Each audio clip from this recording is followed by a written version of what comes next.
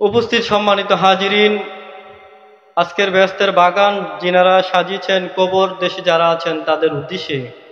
কবর এমন একটা কবর, মানুষ যখন মৃত্যুবরণ করে তার প্রথম ঘাঁটি হলো কবর। নবীজি সাল্লাল্লাহু আলাইহি সাল্লাম বলেছেন, সেই কবরের মধ্যে মানুষকে শোয়ানো হয়, তারপরে আত্মীয় স্বজন যারা আছে তারা যখন কবর দিয়ে বাড়ির দিকে রওনা হয় 40 কদম পাড়ি দেয়, তখন তাদের কবরের মাধ্যমে ফেরেশতা আসে, এসে তাদেরকে প্রশ্ন করে সওয়াল জবাব শুরু হয়। কবর, হাসর, মিজান, ফুলসেরাত যেই ঘাটিগুলো আছে সেই ঘাটিগুলি অনেক কঠিন। তাই কবরের প্রথম ঘাটিটা যদি মানুষের জন্য সহজ হয়ে যায়, তাহলে অন্য বাকি ঘাটিগুলো আমাদের জন্য সহজ হয়ে যাবে। উপস্থিত সম্মানিত হাজিরিন, যে যেখান থেকে শুনতেছেন, এই কোরআন ও হাদিসের আলোচনা হচ্ছে মানুষ যেন হেদায়েত হয়ে যায়। এখন কোরআন ও হাদিসের আলোচনা সব চলতেছে, কিন্তু আমরা তা আমলের মধ্যে আনতে পারি না। কারণ হচ্ছে কি, আমরা যখন মসজিদ এবং কোরআন হাদিসের আলোচনা শুনতে যাই তখন আমাদের মন মানসিকতা থাকে একরকম, যখন এই জায়গা থেকে আবার বের হয়ে যাই তখন আর আল্লাহ রাসূলের ভয় থাকে না, দুনিয়ার লোভের মধ্যে আমরা পড়ে যাই, অতএব দুনিয়ার দিকে ঝুঁকে পড়ি। এই জন্য কোরআন হাদিসের আলোচনা আরো যখন শুনি কিন্তু আমলে আনতে পারি না। তার মূল কারণ হচ্ছে দুনিয়ার লোভ। এই দুনিয়ার লোভ লালসা যখন আমাদের মধ্য থেকে চলে যাবে, তখনই আমরা আল্লাহর দিকে রুজু হয়ে দ্বীনি আলোচনা শুনে ঈমান ও নেক আমল করতে পারবো। বন্ধুরা আমার, বাবারা আমার, মহান আল্লাহ তাআলা বলেন, ওয়া রাফা'না লাকা যিকরাক। কোরআন শরীফের মধ্যে আমার নবীজির শানে আল্লাহ তাআলা বলেন, হাবিব, ওয়া রাফা'না লাকা যিকরাক, আমি আল্লাহ তাআলা আপনার শান, আপনার মান, আপনার সম্মানকে আমি সমুন্নত করে দিয়েছি। জিবরাইল আলাইহিস সালাম এসে বললেন, ইয়া রাসূলুল্লাহ, ইয়া হাবিবাল্লাহ, আল্লাহ তাআলা বলেছে, আয় নবীজি, ইয়া রাসূলুল্লাহ, ইয়া হাবিবাল্লাহ, আপনার শান, আপনার মান, আপনার সম্মান, আপনার ইজ্জত নাকি আল্লাহ তাআলা অনেক বৃদ্ধি করেছে, অনেক বুলন্দ করে দিয়েছে। আমি জানতে চাই গো নবীজি, কতটুকু বুলন্দ করেছে? আল্লাহর হাবিব বলে, হে জিবরাইল, যে আল্লাহ তাআলা বলেছে আমি নবীদের শান মানকে বুলন্দ করেছে, তুমি সেই আল্লাহকে দিয়ে প্রশ্ন করো, আমার আল্লাহ তোমাকে বলে দিবে।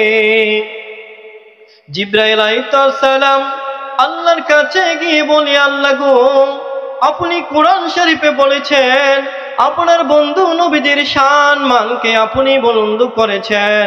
আমি প্রশ্ন করলাম আপনার হাবিবকে, আপনার হাবিব জবাব না দিয়ে আপনার কাছে আমাকে আবার পাঠিয়ে দিয়েছে আপনার কাছে জানতে। এখন আপনি বলুন, আপনার হাবিবের শান, আপনার বন্ধু নবীজির শান আপনি কতটুকু বুলন্দ করেছেন? এখন আমার আল্লাহ তাআলা বলে, কোরআন শরীফের মধ্যে অন্য আয়াতে বলেছেন, ওয়া মা আরসালনাকা ইল্লা রাহমাতান লিল আলামিন।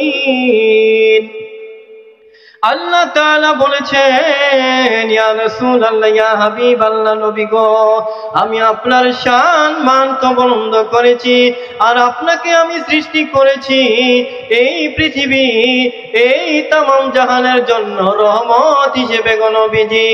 আমি আল্লাহ তাআলা যত আলমের জন্য রহমান, তত আলমের জন্য আপনি নবীজি হলেন রহমাতাল লিল আলামিন। ওয়া রাফা'না লাকা যিকরাক, এই আয়াতের তাফসীর করেন তাফসীর কারকদের মধ্য থেকে ইমাম জালালউদ্দিন সুয়ুতী রাহমাতুল্লাহ আলাইহি তাফসীরে জালালউদ্দিন মধ্যে রয়েছে, তাফসীরে জালালাইনের মধ্যে রয়েছে, এই আয়াতের তাফসীর করেন, ওয়া রাফা'না লাকা যিকরাক বিআন তাযকুরা মা যিকরি ফিল আযানি ওয়াল ইকামাতি ওয়াত তাশাহুদি ওয়াল খুতবাতি ওয়া গায়রিহা। এই তাফসীর কারক ইমাম জালালউদ্দিন সুয়ুতী রহমাতুল্লাহ আলাইহি বলেন, আল্লাহ তাআলা আল্লাহর হাবিবের শান মান আজানের মধ্যে রেখেছে। যেমনি ভাবে আজানের মধ্যে আল্লাহ তাআলা আছে, তেমনি ভাবে আজানের মধ্যে আপনার আমার নবীজিকেও আল্লাহ রেখেছে। শুধু তাই নয়, ইকামতের মধ্যে আল্লাহর নাম নেওয়া হয়, সেই জায়গার মধ্যেও আল্লাহর হাবিবের নাম নেওয়া হয়। এবং নামাজের মধ্যে যে আমরা তাশাহুদ পাঠ করি, সেই তাশাহুদের মধ্যে আল্লাহ তাআলার নাম নেওয়া হয়, তার সাথে সাথে আল্লাহর হাবিবকেও সালাম দেওয়া হয়। শুধু তাই নয়, প্রতি সপ্তাহে শুক্রবার জুমার দিনে পৃথিবীর জমিনে খুতবা দেওয়া হয়। সেই খুতবার মধ্যে আল্লাহ তাআলার প্রশংসা গাওয়া হয়, তার সাথে সাথে আমার নবীজিকেও স্মরণ করা হয়। আল্লাহ তাআলা যেখানে আল্লাহর হাবিবকেও আল্লাহ তাআলা রেখেছেন সেইখানে। আল্লাহ তাআলা বলেছেন হাদিসে কুদসির মধ্যে, ইযা যুকিরতু যুকিরতা মাই, যখন আমি আল্লাহ তাআলার শান মান গাওয়া হবে, তার সাথে সাথে আপনি নবীজি সাল্লাল্লাহু আলাইহি সাল্লামের শান মান গাওয়া হবে।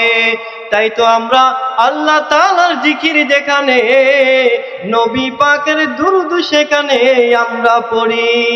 বাবারা আমার, বন্ধুরা আমার, আজকে এই বেহেশতের বাগান সাইকট কবরবাসীদের উদ্দেশ্যে যে আলোচনার ব্যবস্থা করা হয়েছে, কবর দেশে যারা আছে রে, যাদের মা বাবা আছে, তারা টাকা পয়সা কিছু চায় না ছেলে মেয়ের কাছ থেকে, তারা শুধু চায় একটু দোয়া করার জন্য। কবরবাসীরা কবর দেশে এমন অসহায় অবস্থায় আছে, তার উদাহরণ দিয়েছে আমার দয়াল নবীজি।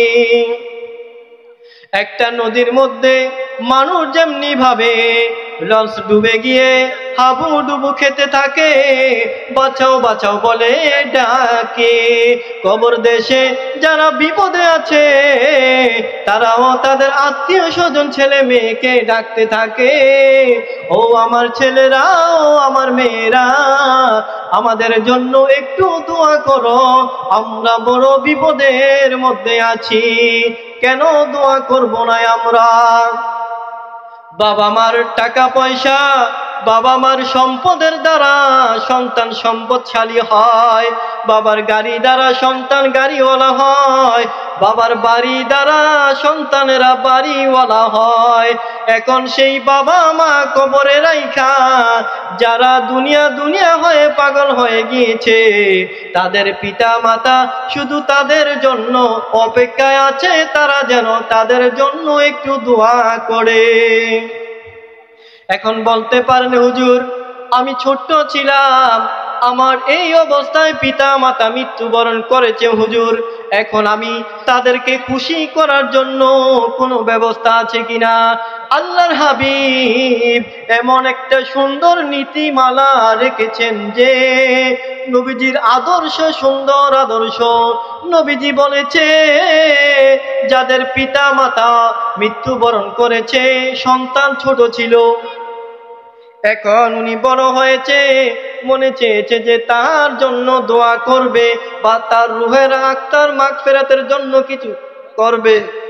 আমার নবীজি সাল্লাল্লাহু আলাইহি সাল্লাম বলেছে, যে সন্তানেরা পিতা মাতা মৃত্যুবরণ করার পরে ওই পিতা মাতার রুহের মাগফিরাতের জন্য এবং তাদের সন্তুষ্টির জন্য দুনিয়ার জমিনে দোয়ার ব্যবস্থা করে, ওই পিতা মাতা কবরে বড়ই আনন্দিত হইয়া যায়। শুধু তাই নয়, নবীজি আরো বলেছেন, পিতা মাতা মৃত্যুবরণ করার পরে তাদের যে বন্ধু বান্ধব ছিল, এই বন্ধু বান্ধব এবং আত্মীয় স্বজনের সাথে যদি সন্তানেরা ভালো ব্যবহার করে, ভালো সম্পর্ক রাখে, তাও ওই পিতা মাতা সন্তুষ্ট হয়ে যায় কবরের মাধ্যমে। নবীজি আরো বলেছেন, পিতা মাতার জন্য দুনিয়ার জমিনে কেউ যদি কোনো খানার ব্যবস্থা করে, কোনো মানুষকে সাহায্য সহযোগিতা করে বা বস্ত্র দান করে, এই কাপড় চোপড় এবং খানা দানা যা করাবে, তার পিতা মাতার কবরে সদকায়ে জারিয়া হিসেবে পৌঁছে যাবে। বাবারা আমার, বন্ধুরা আমার, মুআয ইবনে জাবাল একদিন প্রশ্ন করে, ইয়া রাসূলুল্লাহ, ইয়া হাবিবাল্লাহ, নবী গো, সর্বোত্তম ঈমান কি? আল্লাহর হাবিব তিনটা কথা বলেছে, তার মধ্যে একটা কথা হচ্ছে যে তুমি যখন মানুষকে, গরিবকে বা কোনো লেখাপড়া করে তাদেরকে বা এতিম কোনো মানুষকে কোনো কাপড় চোপড় দান করবে, তুমি যেই কাপড়টা তোমার পরনের সময় ভালো মনে করো, পছন্দ করো, মানুষকে যখন দান সদকা করবে, ওই দান সদকা করার সময়ও তুমি মানুষকে ভালো ভালো কাপড়, সুন্দর সুন্দর কাপড় দান করবে। এই কাপড় চোপড় দান করাও হচ্ছে